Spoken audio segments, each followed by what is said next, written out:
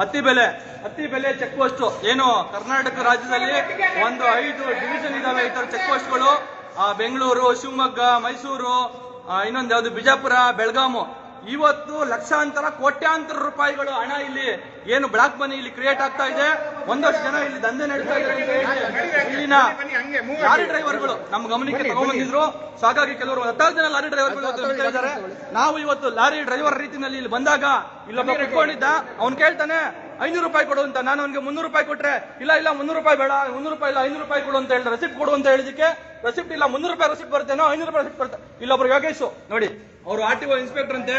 ಅವ್ರು ಬಹುಶಃ ಯಾವ್ದೋ ಕೋಟಾದಲ್ಲಿ ಬಂದ್ಬಿಟ್ಟಿದ್ದಾರೆ ಅಂತ ಕಾಣುತ್ತೆ. ಕೋಟಾದಲ್ಲಿ ಬಂದು ಇಲ್ಲಿ ವಸೂಲಿ ಮಾಡಕ್ ನಿಂತ್ಬಿಟ್ಟಿದ್ದಾರೆ ಪಾಪ, ಒಬ್ಬನ ಇಟ್ಕೊಂಡು ಬೇಜಾನ್ ವಸೂಲಿ. ಅವ್ರು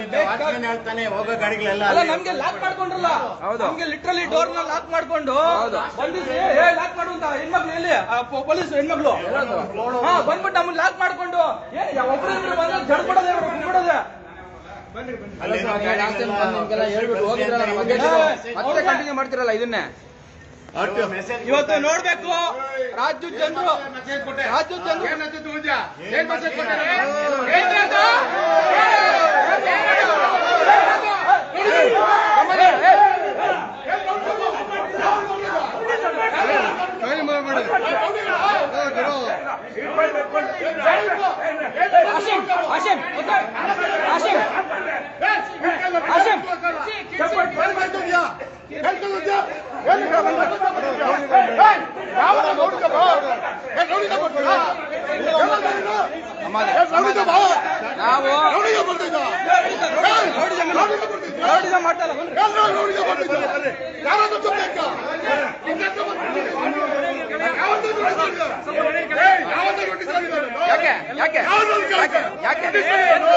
ಜನರು ಯಾರು ಗಲಾಟೆ ಮಾಡಿ ಗಲಾಟೆ ಮಾಡಿ ನೋಡಿ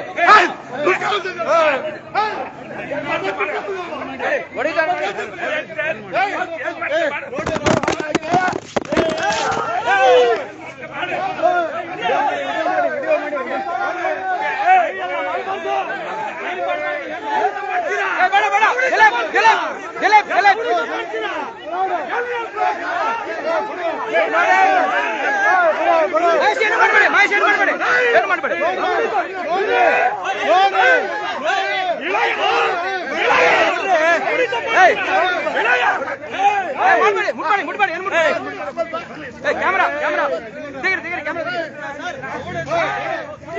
ನೋಡಿ ಇಲ್ಲಿ ನೋಡಿ, ಯಾರು ಇರು ದಲ್ಲಾಳಿನೋ RTO ಗೊತ್ತಿಲ್ಲ, ಹೊಡೆದಾಡಕ್ ಬಂದಿದ್ದಾರೆ. ಯಾವ ನೀವು ದಲ್ಲಾಳಿನೋ RTO ಗೊತ್ತಿಲ್ಲ,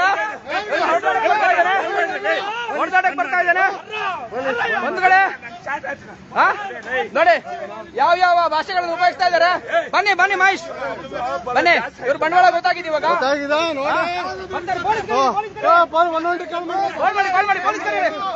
ಪೊಲೀಸ್ ಕರೀರಿ.